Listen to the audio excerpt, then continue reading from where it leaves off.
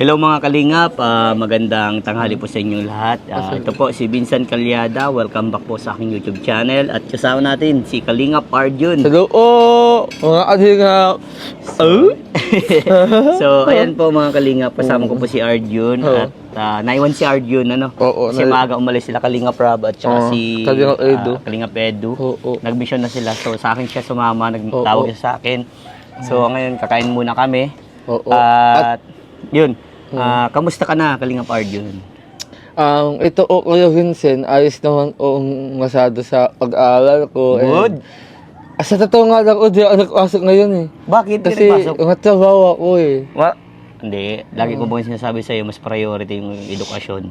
Kasi tandaan mo ang vlog, yung pagsasama sa amin, andyan lang yan. Pero mas priority mo yung pag-aaral. Kasi ayusin nun na, iniiwan ko na ayong kalingap. Hindi ibig sabihin nun, iniiwan mo na ang kalingap. Kasi dapat mas priority mo yung edukasyon. Yun na lang yung magpapayaman sa iyo, bro. Yun na lang yung tutulong sa iyo someday kapag medyo nag-edad ka na, naghanap ka ng trabaho. Mas maganda kasi pag nakatapos ka ng pag-aaral, meron kang magandang trabaho dahil tapos ka. So sa ngayon, dapat hindi mo i-priority yung ganito ha. So ayan, at nasabi mo, okay naman yung pag-aaral mo. Okay naman. So sa ngayon, ano pinagkakabalan mo, Arjun? Ayun nga, gawin nga yung pag-aaral ko. Ngayon na grade 10 na ako, nag-aaral ako sa Moreno. At saka minsan pag wala akong pasok, nasa okay na kuya. At saka dun talaga ako nakakilala ko.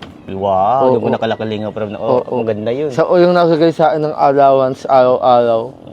500. Minsan, ang baon ko na yun. Tama yun.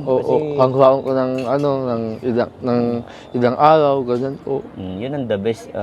Kumbaga, dapat priority lagi ang edukasyon ha. So, ngayon, may pagkakwentaan tayo about kay Pading Pure Health. Kilala mo si Pading Pure Health. Anong masasabi mo kay Kuya Pure Health? Na ngayon ang daming yung pinagdadaanan yung sa kanyang mata. Anong masasabi mo doon? Pero ang masasabi ko lang sa kanya ngayon ay napakasakit ng pinagdadaanan niya ngayon. Kasi sa talaga eh. Hawain niyo, hindi ka na siyang mahulag at saka yung mata niya ay dumalala niya masyado at saka hinaan na usa ng kalooban. Sana wag usang may yung magsabi sa Diyos at magdasal. And sana maging okay na sa katulad ng dati niyang katawan at makapagman niyo na sa ulit sa atong mga alingaw. Yun lang. So sa ngayon kasi kung mapapansin mo na na-vlog ko yun si Kuya Pure Health mo na medyo okay na yung mata niya. Tapos pero parang halos tinapat daw siya ng doktor na mabubulag daw siya. Gano'n kalungkot, Arjun? Mahuhulag siya?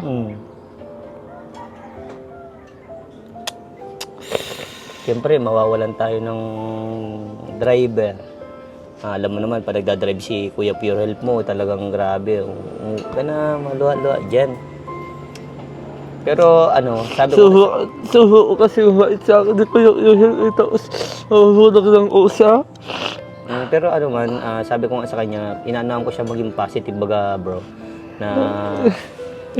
Huwag ka na maiyak. Grabe. Ano ko yan? Ano ko yan? Kabait-bait po ni Kuya Health eh. Basta sabi ko sa iyo bro, sinabihan ko naman din si Pure Health na maging positibo. Kasi kung laging negatibo lang yung papasok sa kanyang isip, talagang ganun yung mangyayari sa kanya. Pero kung positive siya, makakakita siya, di ba? Pero sabi nga niya sa akin, nandun sa vlog, nakakita naman daw siya ng liwanag. Yung liwanag lang, yung parang nasa gilid lang, konti lang. Hindi yung totaling maliwanag talaga. At least kapag nakakaaninag, meron na positive. Hindi, yan? Mawawalan na tayo ng driver. Oo. Paano yan? Yun nga, yun yung anong reaction mo doon? Hindi na usa pasok sa alinga. Makakaalinga pa rin siya. Pero sabi ko nga sa kanya, mas pili niya yung magpahinga. Kasi yung pinakakailangan ng mata niya, di ba?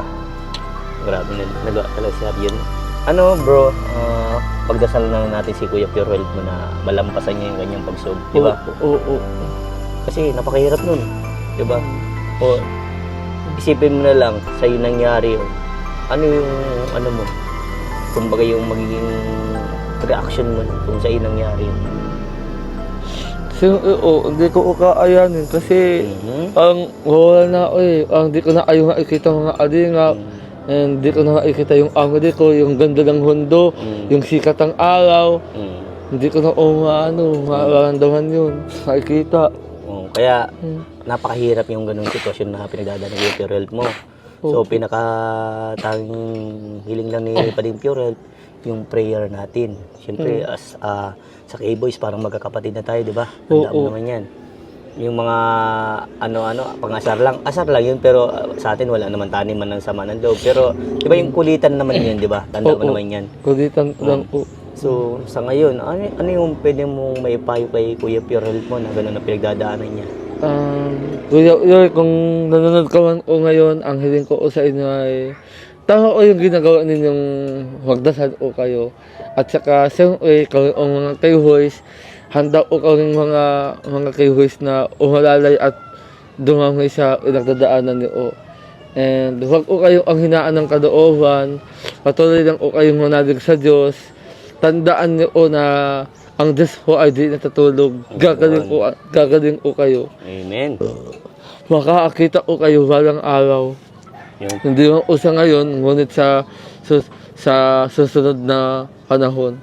Yan. Oo. So, sa ngayon, sabi ko nga kay Pading Pure Health, parang doon na lang muna siya sa bahay niya, di ba? Yun ang pinaka-the best. So, sa ngayon, di ba si Kuya Norman mo, ganun din ba yung nangyari? Bulag din dati si Kuya Norman mo, dalawa pa yun. Oo, dalawa kayo. Alam mo ba, ang isang mata kapag nabulag, ay naapekto ng isang mata ulit.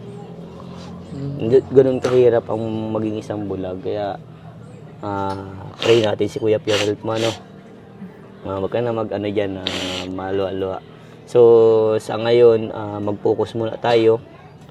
At hanap muna tayo ng mga matutulungan. At ngayon po, scout po namin ni Kalinga Pard yun. Oo. At yun na, basta sabi ko sa iyo, priority mo lagi ang pag-aaral ha. Oo. Yan ang laging tatandaan. Kailangan natin daw nga yan si Kuya Ehro. Kuya, naawa ko. Oo, hayaan mo sa susunod, pag-scout natin, bago tayo mag-scout, punta natin siya. Oo. Para makamusta mo man lang si Pading Pure Health. Napunta mo na ba siya? Hindi pa. Hindi, oo. So, ayun. Di ba church naman kayo sa Sunday? Malapit lang yun doon. Nasa likod lang yun ng church nila Kalinga Prab. Pwede mo siya doon dalawin at bisita. Yun ang ni Pading Pure Health. Kaya ayun, sa mga minamahal natin viewers, sana ulan natin siya. Mapaoperahan. Oo. Malaking pera yun pag ganun. Pero tingin niya, sabi ko nga kay Pading Pure Health, pa siya sa mga ibang mga special sa mga ganun sa mata na mahuhusay talaga. 'Di ba? Yung makitaan na may pag-asa pang makakita si Pading Pure Health. Oo. Kumbaga kung parang malaman niya na kung ano yung pwede niyang gawin, 'di ba? So, ayan, ano masasabi mo sa mga supporters natin? Kalinga Pard yun. Ayun lang, sana wagdasan yung mabuti si Kuya Ehel and wag natin siyang awawayaan. Idapit natin sa Panginoon para gumaling siya and bumalik yung dati ng lakas. Yung paningin, ano? Oo, paningin. And sana sa mga gusto kong tumulong, mag-abot ng tulong. Sana tulungan natin sa sana natin sang hayaang hahulag. Yun. Mag-drive sa and sana wag natin sang galitan kung usa ng may issue, di ba? Kasi hindi lang tinatanggap na lang ang mga tulong ng ibang tao. And yun lang Yun. So, ayan mga Kalinga, grabe, sobrang maalalanin din ni Kalinga Pard yun sa mga kasama niya. So, ayan, maraming salamat po sa lahat na makakapanood nito and mag-comment po kayo kung saan nakarating itong vlog na to. At Kalinga Pard yun, Vincent Talyada. At yun, God bless you all. And ano masasabi mo na kay Kalinga Pedro and Kuya Rab mo? Kuya Rab! Idiwan niya ako kaya tulugin ka ata kaya kayo Vincent muna ako. So, ayan, salamat sa inyo muli, guys. Ingat kayo din sa mission niyo. Yan. And thank you, guys. And bye-bye. Magbabay mo tayo. Magbabay ka. And bye-bye. Bye-bye. Oh, ano masasabi mo, Arjun? Nagkain na tayo. Thank you kayo yung sasaluhin mo, ha? Okay. Thank you.